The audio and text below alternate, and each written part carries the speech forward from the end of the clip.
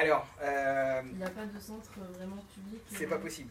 Actuellement, c'est plus possible parce qu'il se passe un truc, c'est que ces centres de donc Facebook, Google, ils ont une très très grande avance sur tout ce qui est l'intelligence artificielle parce qu'ils ont misé tout l'argent, enfin beaucoup d'argent là-dessus. Ils ont monté leur propre centre de recherche là-dessus.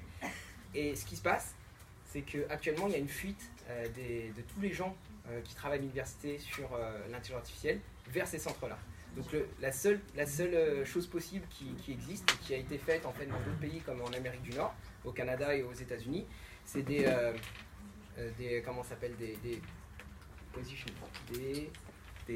postes couplés entre le privé et le public, parce que sinon les gens s'en vont dans ces boîtes-là qui, j'en parlais ce midi avec Ali, ils offrent des conditions de travail qui sont incomparables. Alors non seulement du point de vue salarial, du point de vue financier, du point de vue des moyens, mais surtout, ils ont quelque chose qui est qu'ils regroupent dans des endroits très agréables à vivre un ensemble de chercheurs de très très haut niveau, et il suffit aux gens de sortir de leur bureau et de dire « Ah tiens, tu veux qu'on travaille là-dessus, tu veux qu'on se pose cette question-là ?» Et ils font ça, et ils n'ont que ça à faire. Et c'est quelque chose de très très apprécié par nous qui sommes à l'université.